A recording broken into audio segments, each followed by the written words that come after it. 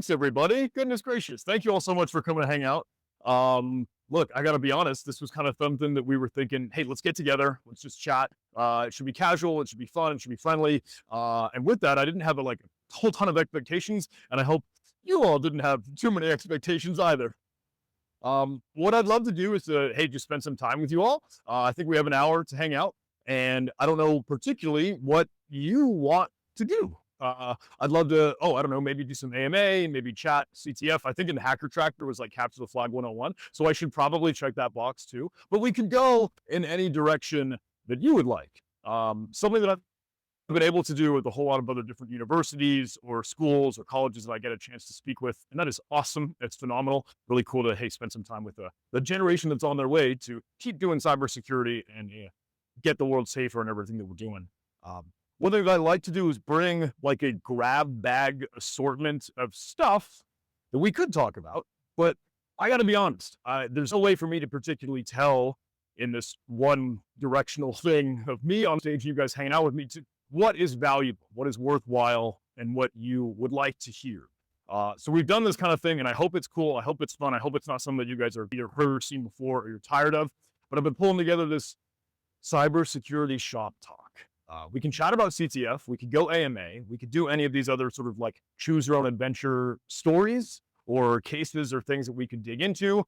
So if it's all right with you, I'll do like a, hey, what would you like to talk about audience engagement interaction thing? Raise your hand, let me know. Because seriously, I need your help to be able to do all that. But I'm going to say it a lot. And especially at the very start, thank you for helping pack the room and be here. This is just incredible and so surreal. I've got a chance to hang out and chat with a couple of you while we've been wandering the halls. I hope Defcon has been incredible, a ton of fun. I don't know if it's first year Defcon for anyone. Can I ask? Holy cow. Okay. Congratulations. Hey, you are right in the lion's den. This is the most crazy and overwhelming cybersecurity conference that's out there. I hope you've been having fun so far. With that, hey, if there's a quick little crash course on me or what I've been up to, and I know this is boring and stupid, and it's like the obligatory who am I slide. I got my feet wet over in the U.S. Coast Guard. That is where I kind of learned a whole lot of the cybersecurity stuff. I kind of cut my teeth on that. And I'll admit, I was over at the Coast Guard Academy.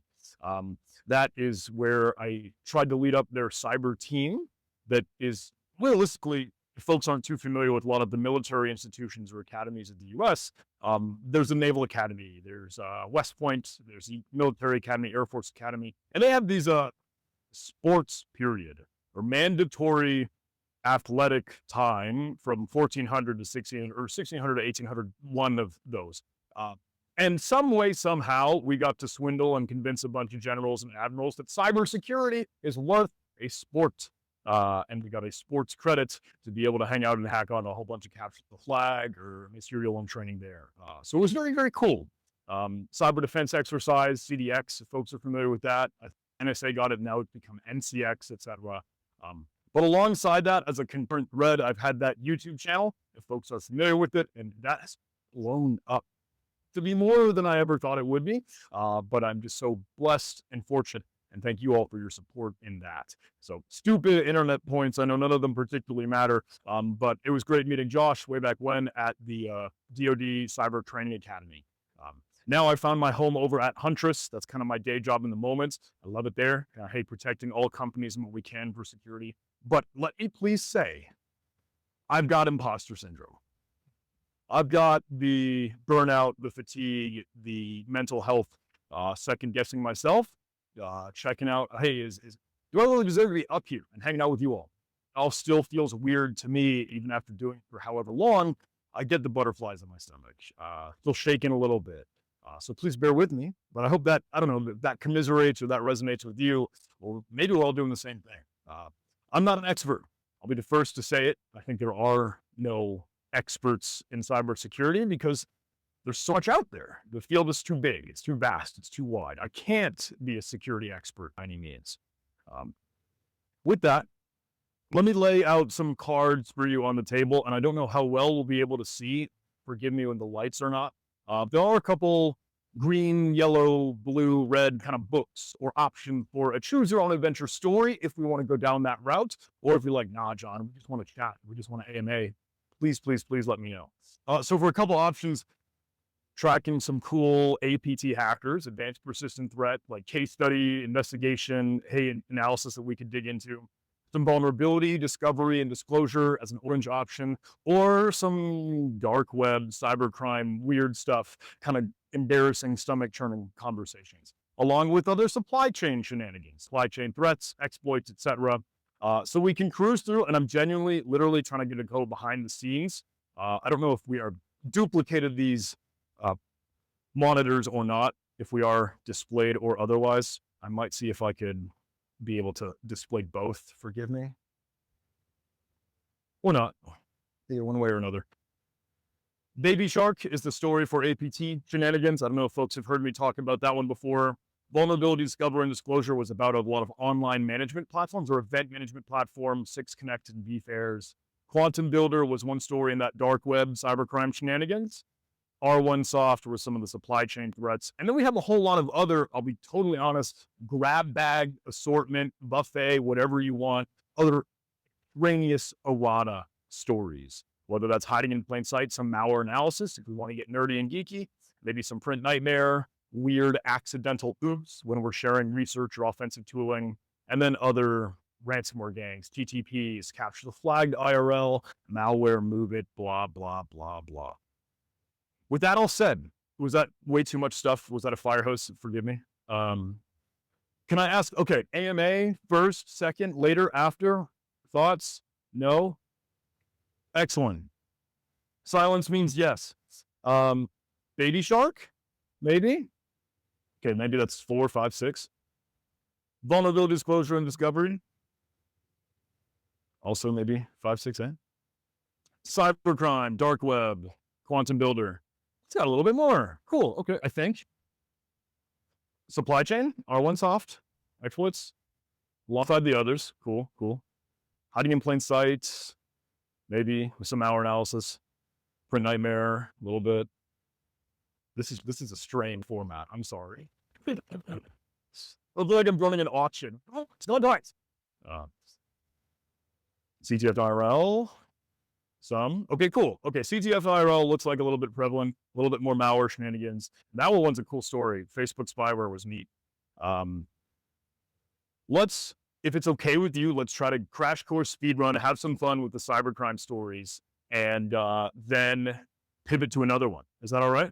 We got an hour or so. We'll see how many we can do if we're up for it. This is where I might need some tech help, and forgive me. I would love to see if it's possible to pull out or mirror these screens. That way I can see what you can see, and I'm not getting a little bit all over.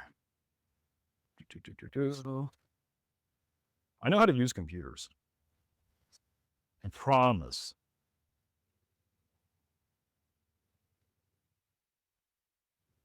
Duplicate these displays. Maybe. Keep changes. Look at that. Thank you, everybody. Wow. Yeah, we bow for that. So again, I hope it's kind of fun, literally pulling out a presentation mode, going a little bit behind the scenes, and let's see if we can go track down the story for Quantum Builder. Now, if I may add the disclaimer, this is one of the things that we tried to talk about and share with other companies, other organizations, other groups, other businesses, while they are trying to learn and understand and just make them aware as to what kind of stuff is out there. What are the threats? What are the adversaries? What are the threat actors talking about and doing? And I know that gets into the spooky, wooky, dark web. And at the end of the day, it's still just the internet. It's still just, Tor here and there. And some folks, of course, can explain that a heck of a lot better than I can. But I think it's wild and weird and interesting when we get to see like a mirror reflection of ourselves, what we do with good intentions, while there are adversaries with bad intentions. But they still have what equivocally be, a sales department, a marketing department. They're building their own brand and trying to get awareness out there for what they do. Still having fun with this? Still okay? Still a decent story for us to chat about? Are folks familiar with xss.is? One of the cybercrime forums, I think just recently had a takedown, but their Onion site is still back up. I don't know exactly where they sit. I think their ClearNet domain has gone away, but if you've seen this before, and again, I'm not positive how well you'll be able to see some of the small text. Forgive me, we'll make this bigger soon. But there are conversations. It's a forum. This is a cybercrime forum where folks will buy and sell access, like data breaches, like RDP credentials or VPN or VNC capability to get into what other bad actors have already gotten into, but then they resell it and make some money. So some folks are saying, hey, I'm looking for Microsoft Office accounts, maybe some Entra ID, looking for payment terms in bulk, but only going to take Bitcoin. Some folks will say, hey, message me on Telegram, blah, blah, blah. If you've seen this site before, and again, maybe some of the silly videos you might have seen of videos on my channel or things like that, it's a marketplace of carding information, credit cards, data breaches, dumps, credit card, et cetera, et cetera. There's a lot there, and it's weird. It's sketchy, and you have to take it with a grain of salt. Let me say, maybe not all of this is real, legitimate, valid. I don't know. I'm going to be the first to say it. I don't particularly want to try and validate that because I don't want to do any of that cybercrime stuff. But you can see a whole lot of those different posts, what folks are asking about, what folks are doing. And again, this is maybe some dated pictures or screenshots, especially now that XSS has kind of been put in the spotlight and doing some of the seizure and takedowns. But we tried to use this to set the stage of, look, this is real. This is genuine of what is out there. And it's interesting and weird. They have kind of like a people's court. I don't know if there's a certain sense of sportsmanship or code of conduct in cybercrime, but they're genuinely really like a strange sort of judicial system where you'll have moderators or administrators for these online forums or darknet marketplace spots where they will, hey, say, someone has wronged me. I have been defamed because someone did not pay for a ransomware affiliate payment or some job that they did, one or the other. You could see a little bit of back and forth between someone saying, hey, this individual didn't pay what they should have. And then you'll be up to the moderators or administrators of that forum to, okay, determine where are they banned, will that hurt their reputation in other locations, et cetera, et cetera. Some kind of a wild, bring this back in 7 days, maybe we were commission deposit, et cetera. But those are the visions. Now this again, if I hope with that backdrop and context, there's a strange sort of feeling of what we might do while we are charging onward to build our own thing and, hey, get our own great work out and about. Well, we have an idea of success, of getting teams and people and helping delegate to make things in motion between all the stuff that might be there. And it's wild and weird, and I'll forgive a little bit or a couple of some potential Huntress decals or image things that we've seen. These are maybe some of the branding, some of the artwork that those bad actors, again, grain of salt, could be real, could be fake, really hard for me to validate, but at the very least, that's out there. PayPal hackers, they say they sell stolen accounts, or the strange sort of cyber criminal university hackdown. And that's had some weird, I guess, interviews and reporting out and about that they try to use as like testimonial. It's like, reviews, or, customers are providing their input on what all that was, et cetera, et cetera. Some even offer like a quick potential free service or like a free sample. So you're walking around at Costco and say, hey, you want to try this chicken tender? Well, look, you could decrypt some ransomware, one file at a time, just to prove the decryptors work, just to, hey, validate and prove the services might be an option there. I think this was Avedon ransomware, a bit old on that. Lockbit Black, folks familiar with Lockbit, sort of, kind of, somewhat. Ransomware gang, threat actor, cyber criminal that will encrypt files on your computer's file system and demand that Bitcoin, that money. Lockbit got a little bit in the spotlight some time ago because their builder, or the software tooling that they use to make the payload, to create that software and malware, was leaked. It was put out publicly on the internet. And that was kind of wild. One could become like a equivalent ransomware operator, which is kind of wild and crazy. The barrier of entry for what would it be cybercrime was kind of way taken down. Lockbit back an example of that. And there are a lot of folks that were kind of wondering, like, what happened here? Did Lockbit get hacked? Were they compromised? Was that group infiltrated? And that's how this all was public on the internet. And it's wild to see some of the chatter in forums just like XSS.is or other that we've seen, where those support representatives will say, hey, that's free marketing. Very strange thing to say. And this is all through Google Translate, I'll admit. It's kind of a Russian forum, but they say, hey, dogs bark, the caravan moves on, which is quite a way to say, hey, if they weren't compromised, they weren't hacked, but they keep doing what they do for their business, because that is their moneymaker in a crazy way. Let me keep moving. Free advertising. But amongst the chaos, while they said they were not hacked, it was a disgruntled team member that put this out there. They just said, look, this is getting us more in the spotlight. It's kind of a wild thing. Genesis Market is a similar one that would sell session tokens or cookies, like the way you would log into different websites or interact on Amazon or Facebook or whatever. Once you enter your username or password, the website gives you a hi, my name is name tag, and you get to carry that around for all the different websites or web pages you visit. Genesis Market would be stealing those, capturing those, and then trying to sell them. Genesis Market is another that was taken down. If you try to access the URL of the website now, there's a law enforcement seizure banner there. But let me keep cruising through this. I'm sorry. Emotet, I know we want to chat about a couple other things. Emotet has been doing weird and wild things for a lot of their opportunities. I'll drive to the point home. It's not all about tech. It's not all about the ones and zeros. It's not all about the computers or the AI or the software or whatever. It's raising awareness, making sure folks know what is out there. What do these things look like? Because I feel like it's one thing to talk a lot about cybersecurity things, but I want to show you. I want you to be able to see how it all comes to life, what all those things do. And that's why it's a matter of keeping an eye on these things, knowing and understanding what they're up to.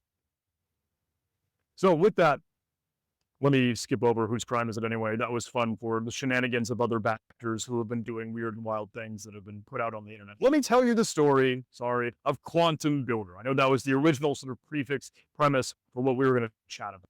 Now, this is really weird. This is strange and might put me in a awkward hot spot.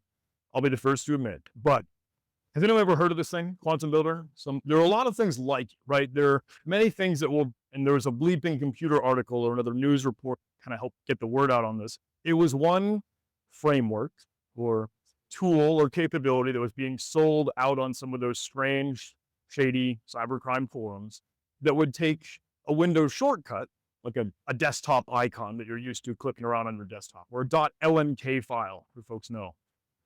It would go ahead and bundle that up and try to hide and manipulate what would be an actual payload. Because you could change the file icon, you can hide the file extension, you can do weird, interesting things, even like polyglot files if you use an HTA element there. Sorry, not to get too nerdy. But this was around the time that my day job, Huntress, I'll admit, is trying to do a little bit more research and understand more of the .lnk files and that attack vector.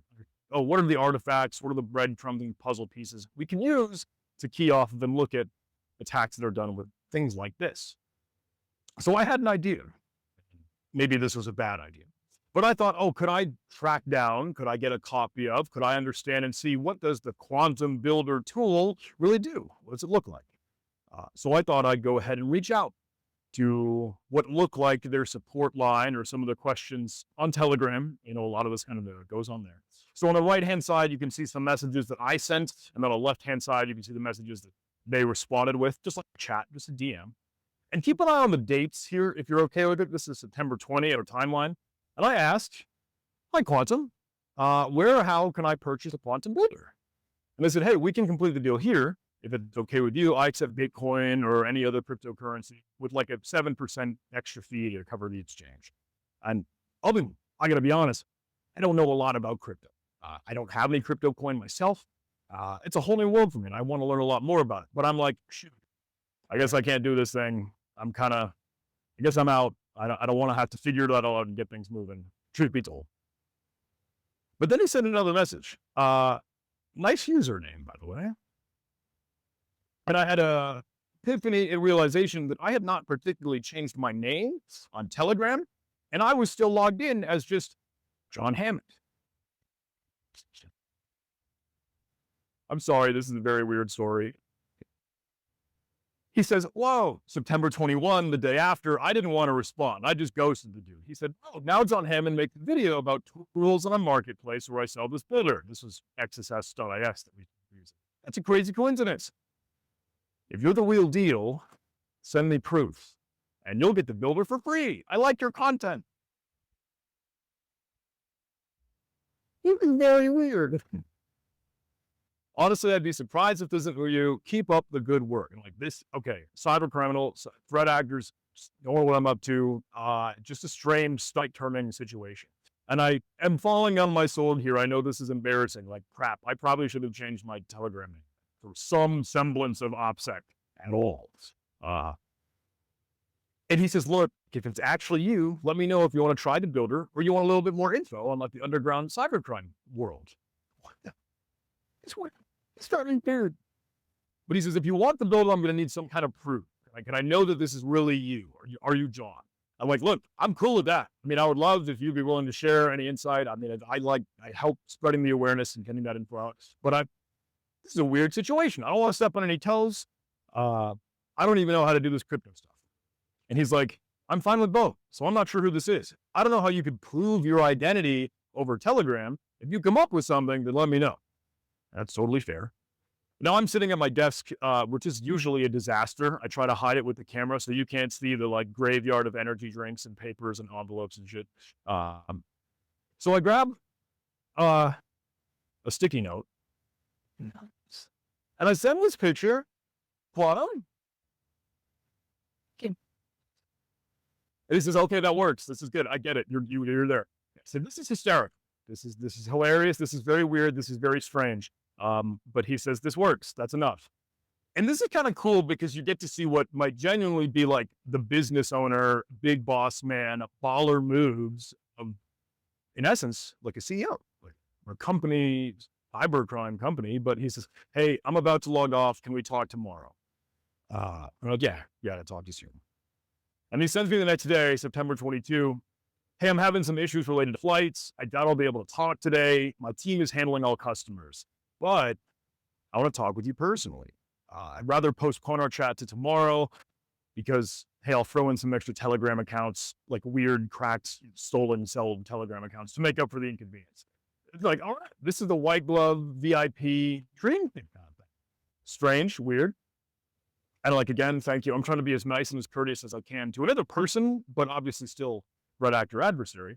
September 25, couple of days pass, and he sends me RDP or remote desktop credentials to some IP address with the username and password. It says, I left some info in a .txt file, and that should have everything you need. If you have the info, or any issues, questions, let me know. But you see, I don't know, is that weird? Is that like a, hey, let me give you the white glove VIP service for a customer that they want to, hey, wine and dine in a weird way? I try to draw that parallel because for business owners or business folks, that's, again, maybe someone that resonates with them. Now, this is a strange conundrum. I'd love your opinion.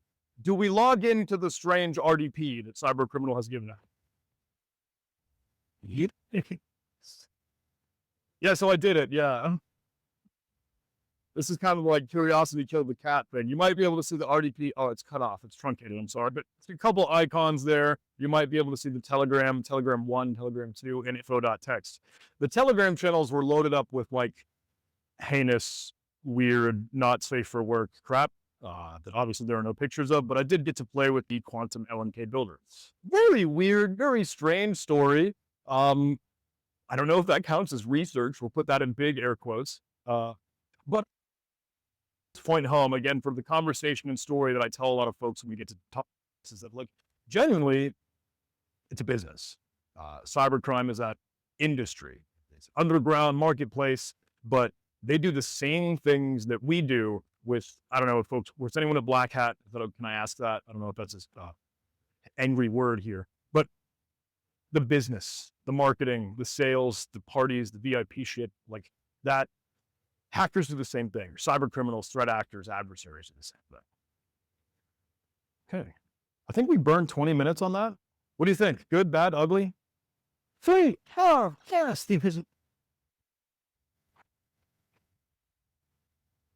Let's pull ourselves back out and go behind the scenes. Does anyone remember, if you're willing to shout it out, was there anything else you wanted to hear or see? Any cool, fun stories to talk about? You should talk about it. Sorry? Mobile spyware. This is going to get a little bit nerdy in tech. Is that okay? We'll have some fun, I hope. As soon as I find it. Thank you guys for hanging out. I hope this is, I know this is weird. I know this is a strange format, but it's cool to just be casual and hang out.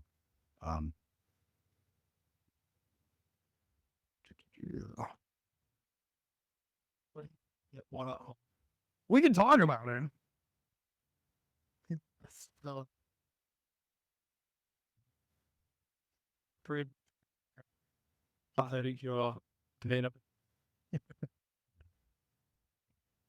All right. Another fun story. Thank you guys.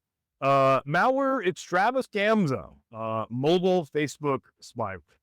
Now, let me be honest, this is a story I brought to Hackers Teaching Hackers, which is a conference over in Ohio. I brought this to From the Source, which is a volatility conference for some of the forensic stuff. So if this is a story folks have heard before, I apologize, but I think it's a fun one to dig into. And it, I hope, gets into some strange things that you run into for work in the industry here. Randomly got an email. And that's how a lot of these bad stories tend to start. But they say, here's malware for testing. Hey, John, it's whatever. It's whoever. I was scrolling through my Facebook feed and I got some Linux commands that were seemingly trying to download and execute a bash script. I started to analyze it, but it's obfuscated. It's looking a little bit strange. I tried to de-obfuscate it, but I didn't get any results. I thought I'd share it with you. If you want to analyze this, you can check out the screenshot to get access to it, and I want to learn a little bit more. So he has an attachment here, a screenshot that I'll click into. He's obviously on his cell phone, right? This is a mobile vertical picture, probably scrolling through Facebook. And he's looking at some article, it looks like. There's a post or like an embed preview, a Medium article, using Python to steal browser data of anybody. Strange. But there's a command, there's a comment here that is, I've tried to highlight in that square, and in all big bold letters, and then pkg install curl-tac-y, curl-tac LOS, bits.ly, termux tmb, bash termux tmb.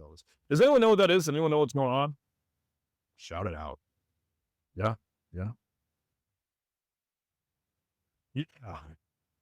So pkg, the package manager to install curl, tac-y for yes, accept automatically. Curl-tac LOS, tac-l, follow redirects, tac-o to save, and tac-s for silent or quiet. Don't put any output there. Bit.ly link, so URL shortener for a termux cmd, and they run bash, like the shell command on Linux to invoke and execute code, based off of what they just downloaded, and then a weird random string of numbers. So interesting. Okay, piques our interest. Curious what that is. We do have a breadcrumb there, the bit.ly link of the URL shortener that we could go take a look at. And if you wanted to go take a look at that, if we started to get a little bit curious and understand what that did, the bit.ly link, let me be honest, this is something that I started to record. And then we'll talk about why I stopped recording a little bit later. But if you take a look at the bit.ly link, that actually redirects you, hence that capital L to forward and follow along redirect. That brings you to a GitHub hosted page from a user GainHoney7378 in their termux command repository, and we'll follow along with that redirect. It would download this payload. For those of you that are pulling out your laptops to check if it's still live, hopefully it's not.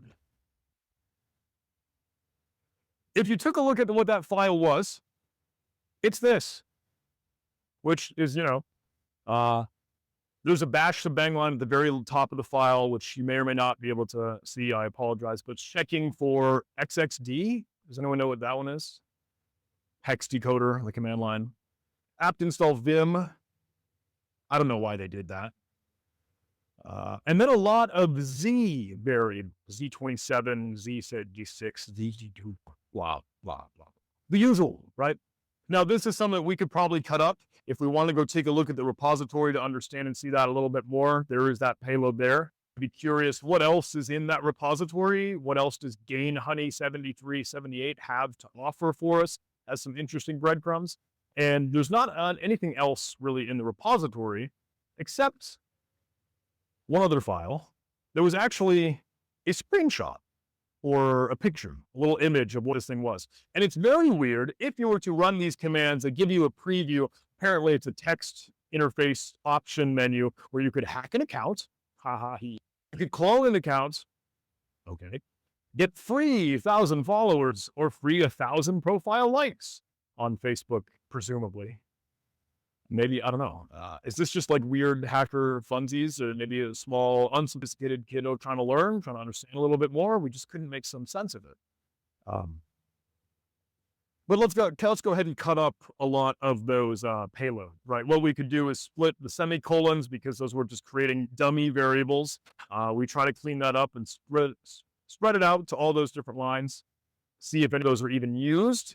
Really, they're not. They're just adding noise or creating some things to make chaos, so signatures or static file analysis tools won't be able to work with it all that well. And then we go find what actually happens. What commands actually get run amongst all of that stupid random letters and noises here. The very bottom line, I don't know if you can see it, there's an eval statement, right? There would be dragons.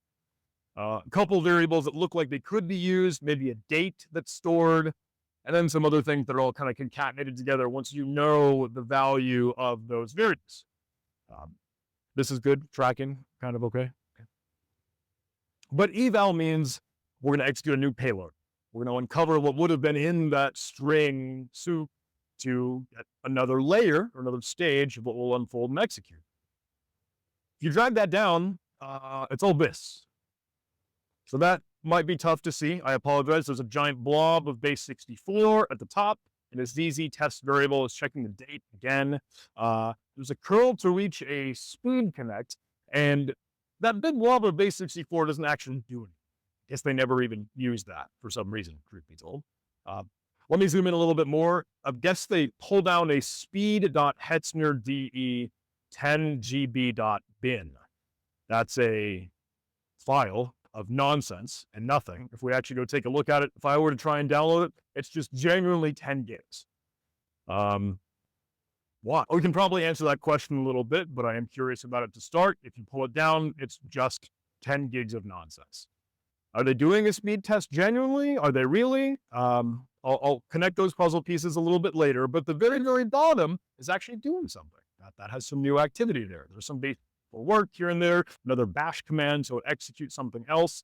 And if folks are familiar with bash, I'm sorry, yeah, Linux shell command line system scripting language kind of thing. So this would automatically run if you were to paste it into a command line terminal, just as it was alluded to from that weird Facebook post. Now, we could see a lot of the same strings that we saw on that picture, that screenshot. Just that, that hack account, follow, clone account, blah, blah, blah. And they've got cutesy colors and terminal escape sequences. They've got what look like long strings of numbers in a variable called groups. But then we see the same exact string for the same comment that we saw on that Facebook post. And that's interesting. Okay, cool. So we are seeing this, but it's actually referring to the stuff that we've already found as a breadcrumb. And then if you were to actually press 1 or 2 or 3 or any of those options from that menu, hack account, clone account, 3,000 followers, it will tell you, oh, you have to be logged in. Use your username and password to log into Facebook so you'll get your free followers, so you'll be able to hack an account. You guys are already figuring out where this is going, right? Yeah. Now, here's the coolest thing, though, because it's logging into Facebook genuinely, really, via the mobile URLs. You might be able to see mbake.facebook or mobile Facebook. So it's a Facebook mobile client entirely in bash in this gross spaghetti code of curl commands. Hysterical, awesome. But it ends up cutting up the cookie values. It ends up retrieving, the pieces and components that would be worthwhile to store and steal, because, threat actor is probably wanting to capture those credentials, as now they've lied to you with that bait. And they exfiltrate this out to a paste bin site, of course. And then they do something interesting. They loop through all of the groups that we saw, some of those numbers in a big long string. And while they're using this Facebook mobile client and a bunch of curl commands, they actually post the exact same message that we saw originally. So this self-propagating cookie stealer, info, username and password stealer to collect all this. Spooky, scary. And then they loop through some file system locations on your Linux computer, SD card pictures, like thumbnails, or any of the images, and they compress them all up into like a tar gzip archive, and then they post them to an interesting website. I don't know if you can see it on the side there, secretm.me, the given name and all this stuff. So that's a little bit, okay, gross, taking pictures off of your device. But they put this all on secretm.me. Has anyone ever heard of secretm.me before? Guess what? It looks bad, which is weird and strange, but apparently, oh, send anonymous messages to your friends and coworkers. I'm like, I don't know, fun, haha, hee kid thing. But if you were to enter a nickname or give yourself a new account, so to speak, you never particularly set a password. And I tried to play with this and interact with it. It actually, once you enter a username, it'll give you a PIN that is just fixed numbers. But we were able to track down and see their user ID because it's embedded in the malware or the payload of the sample there of all the bash code.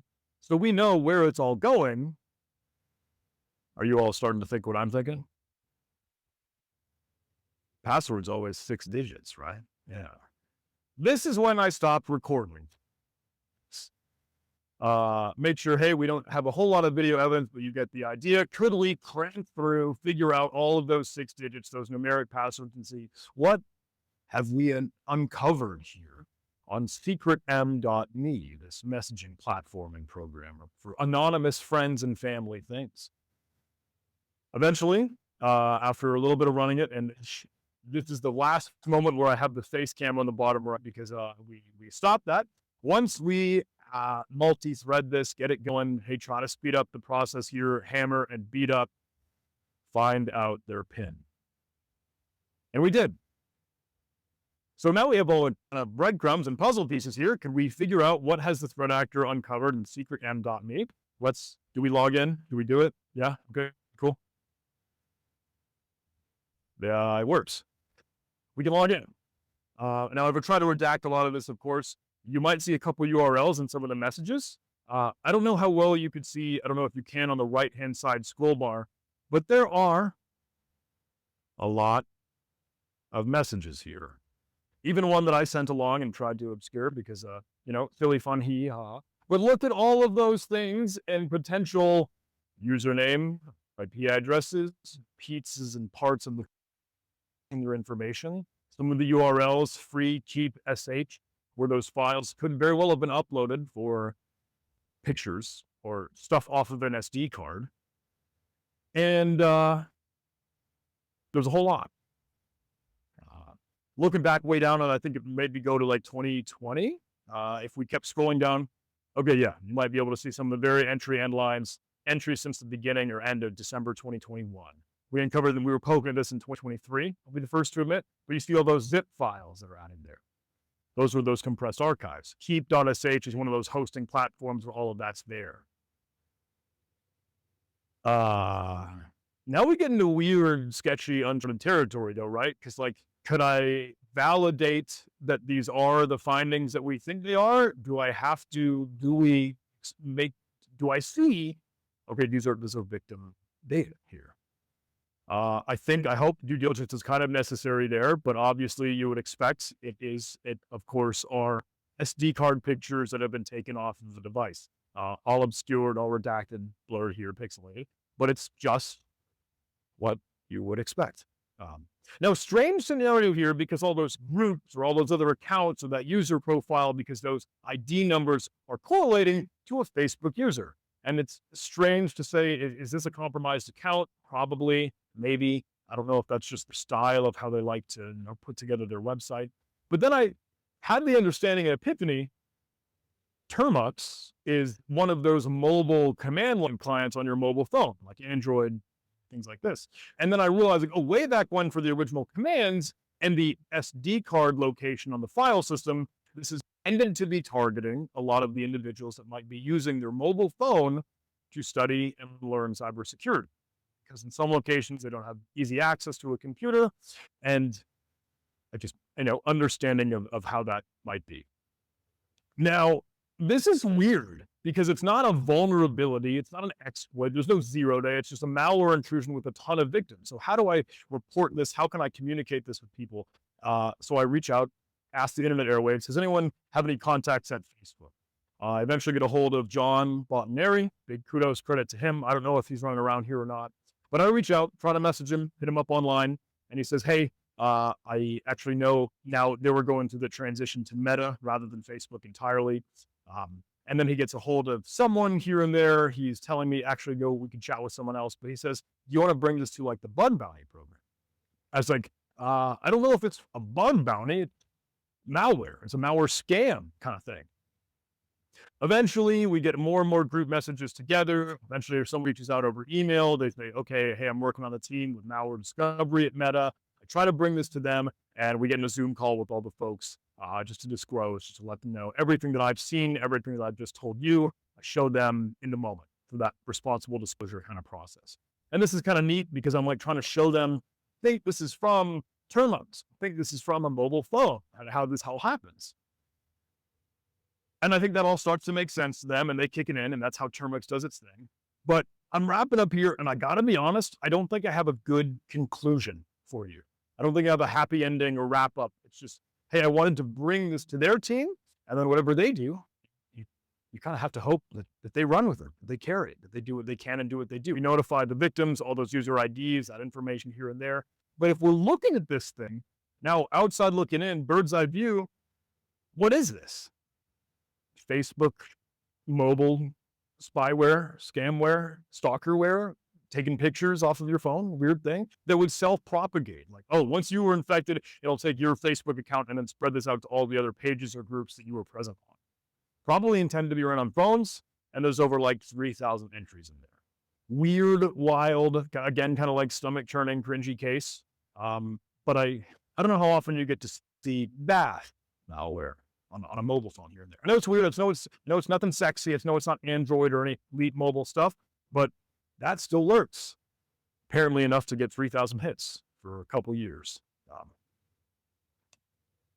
What do you think? Good, bad, ugly?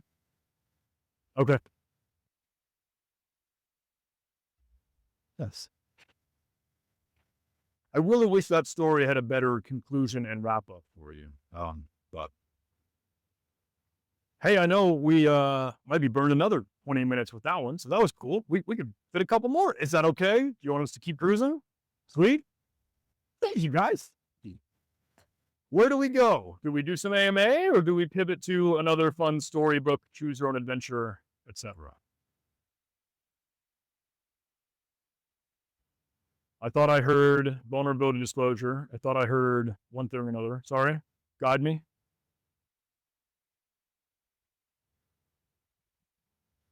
I hear vulnerability disclosure and supply chain. Does one beat out over the other?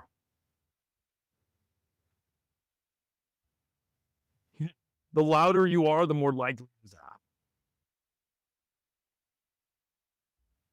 Thank you. Let's make it happen.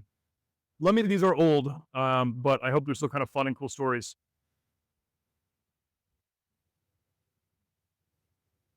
Let's do VDD. So, taking us back in time, think COVID, truth be told, think remote from home, think, okay, hey, everyone's kind of doing remote work here and there.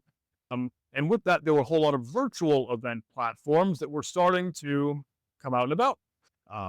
And with that, they weren't using Zoom, they weren't using some other WebEx thing. They were just having their own custom-built platform to host a virtual event.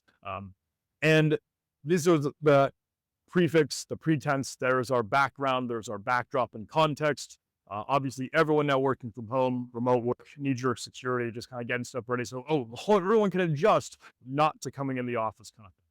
Now, virtual conferences, so we could do something cool like this. You're at Defcon. Well, they do it all online. So there are a couple out there that are different new platforms called 6Connects or vFairs. Obviously, 2020 articles, 2020 news articles out and about for everyone now trying to do this as we have these virtual events. But it's cool to see a lot of the conversations on how these platforms would replicate individual events, because you've got a user profile, you can chat with people that attend here and there. So we'll go behind the scenes a little bit. These are some of the Slack messages, kind of internal. Hey, we're chatting about with other team members. And again, day job, I'll be honest. But you're reaching about one of these URLs, the things that we might have seen just fly by in the network tab and developer tools or in the browser tools, just as you're poking around and logging into these online events. One of those will login status.webcast admin proc details JSP file. And it would dump a ton of JSON, JavaScript object notation of a lot of the attendees. And now that makes sense. Okay, maybe some of the users, the viewers tuning into a talk or one presentation.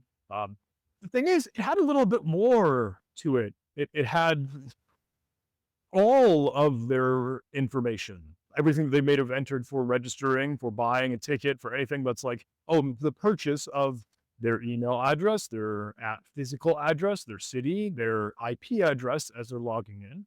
So now you get into those GDPR concerns, obviously.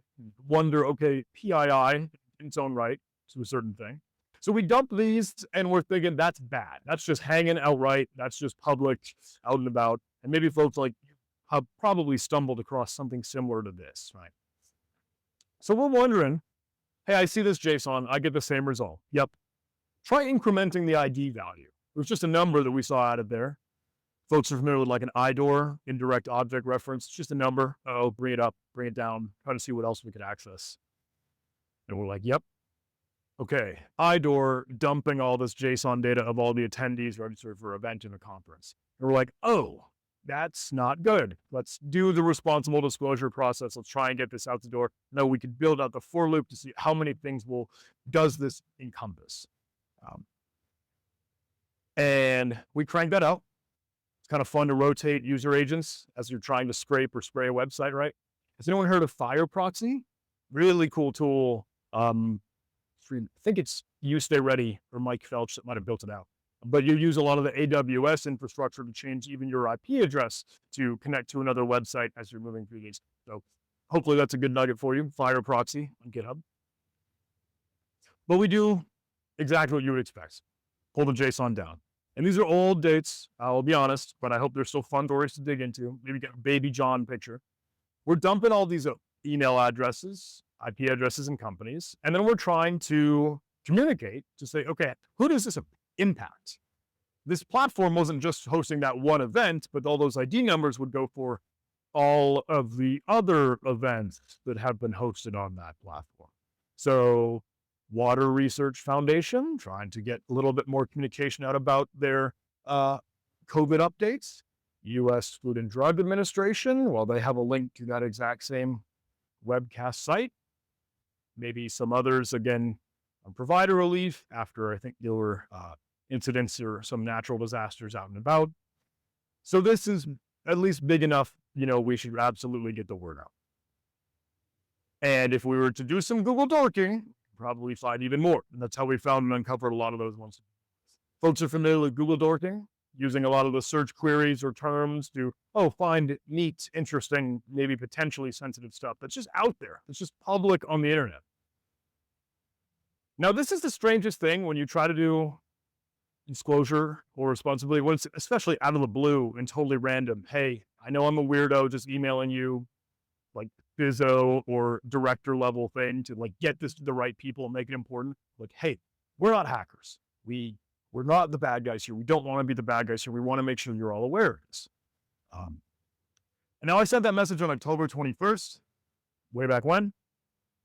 And we got a response, which is cool. I'm glad they responded.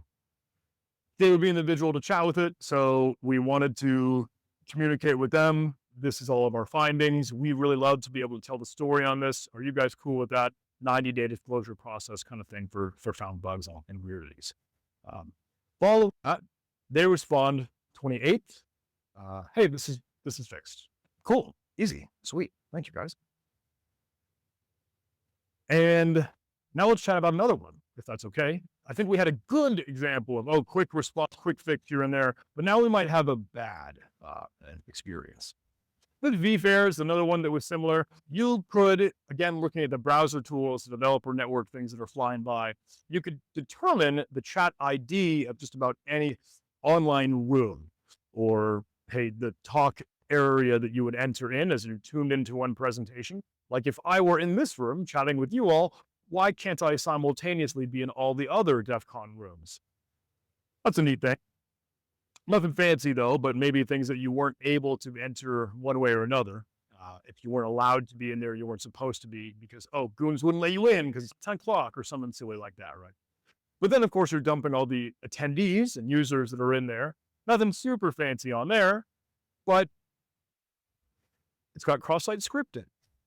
It'll take HTML elements and you could manipulate and take and tweak and change not just my profile or your profile, but why not change anyone else's profile? Like where they work or what their profile picture looks like or their description and banner.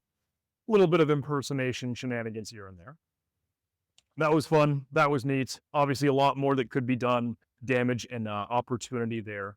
But if you keep pulling that thread, and this is, where you kind of fall down the rabbit hole, is the more exploration, the more things we can find.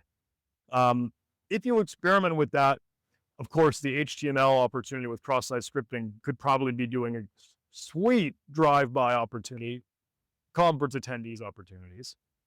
But then you could upload a profile picture, but there's no sanitization on the profile that you upload. So rather than a PNG file, why not upload a HP file? I'm sure folks that have been cutting through Try Hack Me or Hack the Box are super familiar with this, right? Hey, PHP web shell, opportunity for immediate remote code execution. And these feel like the silly, stupid, decades-old vulnerabilities, but how are we getting into this even in the age of like COVID-19 timeline? The stuff we shouldn't have to be wrestling with. SQL injection, of course, in the mix. There are errors. You could a little bit more of the information there. Dumpster diving through the database, blah, blah, blah. I don't want to beat up the dead horse here any more than we need to. But that was one that we wanted to, again, bring to their team, do some of the responsible disclosure, and then we try to reach out. This is where we get into the struggle points. Reach Mohammed on his mobile phone, CEO, or some of the individuals that can be the folks that could handle this and clean some stuff up. We get an email out the door September 19th. The very top of this email is truncated. I apologize. So September 19th was the date that we first sent our email. Arrow that, again, projector not showing you. But then we are waiting on a response to the 23rd, the 28th. Trying to hope and get to October. And maybe, I don't know, I don't know if that's me. I don't know if that's a little bit too impatient. I don't know if that's too anxious or not. But when we see, okay, there's opportunity for remote code execution, that sounds like bad news bears, and you really want to get folks involved. So eventually we get a hold of them, and that does get its resolution. But I hope that maybe some of the story on disclosing properties, disclosing vulnerabilities, things that you see, it's sometimes still a tough process to reach out and get a hold of someone. Sometimes good, sometimes bad, but maybe that's part of your own journey just as well as you're exploring and looking through things. Sped us through another fun story. And do we have 10 more minutes to chat and hang out? Do we want to speed through anything else, or are you getting tired of me rambling? What do you think? Sorry? No. Nice. You think? I thought I saw one question, I think, is the back. Is that right? Or just, okay. Any other speed run stories we should do in 10 minutes, or do we want to chat? AMA, QA, what do you think? Silence. Speed run? Supply chain? Okay. Let's do supply chain. There are conversations with a backup manager, or OneSoft, or Move It. If folks were familiar with that one. Move It? Move It? Oh, okay, cool. Everyone knows that. Is that okay for the folks that were suggesting supply chain? Let me speed run, because I know that's a 10-minute thing.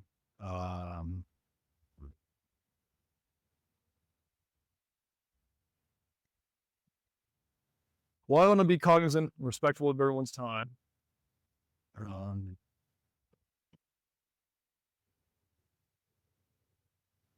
Was Move It before or after? Oh, thank you. Good catch. Nice.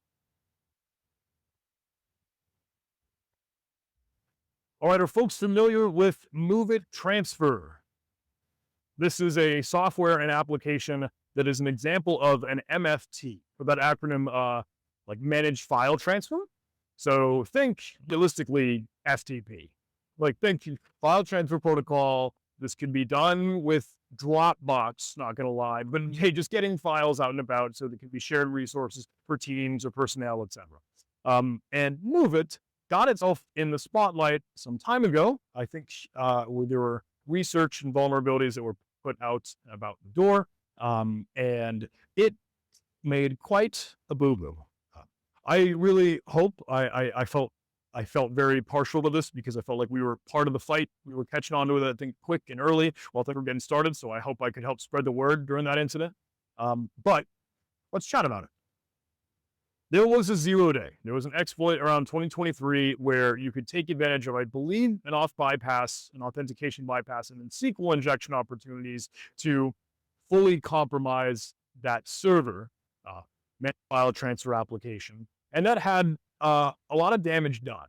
Some of these from the New York City Department of Education, Schneider Electric, and because these are file data transfer application stuff, there could very well be sensitive data included in that for a lot of people, because maybe a lot of other organizations software, roughly about, I think, 15 million people after 2 organizations were hit from this.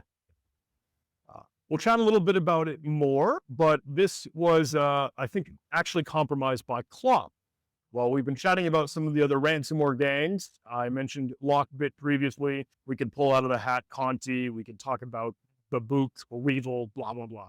Clop is one of those other ransomware gangs, and they have this dark web onion leak site, right, where they dump out all of the breach data after compromising a victim and stealing all their info, making it out and about available. They did something really interesting during the Move It intrusion. Because they had cast such a wide net with this exploitation, they went in stages to release and phased out all the companies that had been affected. I apologize, of course, if that's the case, but they asked the victims, literally, genuinely, I don't know how well you might read it, but they said, email us. They said, please reach out to us if you think you've been affected, which is weird. But then they have a dedicated chat over Tor, of course. The strangest thing here is that they didn't actually encrypt a lot of the file systems. It was just stealing the information, getting all your data. But the ransomware gang didn't drop ransomware. They just try to get all this stolen info. Eventually, I think they even tried to put stuff out and publicize the info on a ClearNet site, so not on the dark web, because it was so much data. They put it out on a faster bandwidth, not going through Tor kind of thing. That was taken down quick enough. But if you were to take a look through all of the companies that ended up being listed and displayed, then it would end up being quite a hefty amount. Let's see if we can speed run a little bit more. I know we are tight on time, but the vulnerabilities themselves were things that we wanted to chase and understand and have a little bit of a better understanding on. We could see from the advisory reports that finally reached out the door, it was interact with. The authentication username or password, there was an off-pass opportunity there. What we had been able to see when we observed a lot of these servers and computers being exploited were these logs. And this was about when we would see in IIS, the information server, or IIS on Windows, pulling down what they would do and when. A GET request, of course, to the homepage, finding the site, posting to a guest access webpage, getting a token, the folders, trying to upload something, and then interacting with what would be a behind-the-scenes DLL. Those are the pertinent parts here. Ultimately, this is all kind of done by a SQL injection in the payload that you provide in a lot of these post requests. But in logs, as artifacts, you can't always see what's in a post request. Well, that was super duper helpful. The headers, the body, the form payload that's provided, we kind of had to just figure it out, unless they happen to have some other deeper level logging on there. So we could download this thing. We were actually able to take a look at the documentation and explore and understand what they were trying to do while they interact with the token API or the folders that they would enumerate in this managed file transfer opportunity. And if we played with that actual API with a kind of free trial or an opportunity to play with the software. Inside of MySQL, we could figure out what did they do? What did this attack chain and proof of concept really look like? If you look in here, it was kind of a wild thing because it wasn't like a usual SQL injection of, semicolon, or single quote, or 1 equals 1 here and there.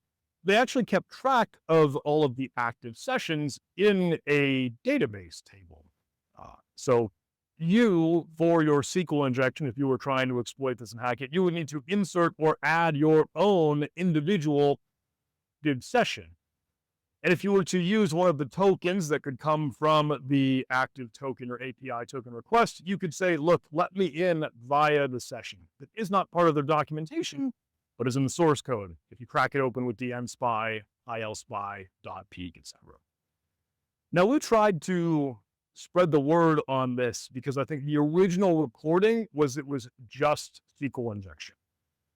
But we could do a little bit more damage because, well, once you drop another ASPX web shell, because you have the run capability in a database below the file material is stored, even when it recreates it on the file system, you put a web shell there.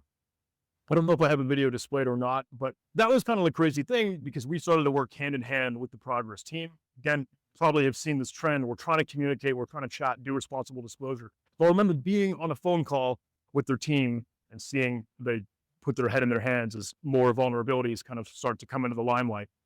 But it felt good and cool to be able to drive this forward. That was one that we saw more vulnerabilities came from, and I wish I had a little bit more to pull on that thread here for you, but it looks like that was just about the end of the moving conversation. Happy to chat a little bit more if anyone wanted to dig into anything else there. Maybe the fun video, you would see that being used, and if you were to execute clock ransomware or anything else. But we could go in any other direction. I think I know we only have 3 minutes until the top of the hour, but seriously, guys, thank you so much for letting me hang out with you. Let's make the most of what we got left.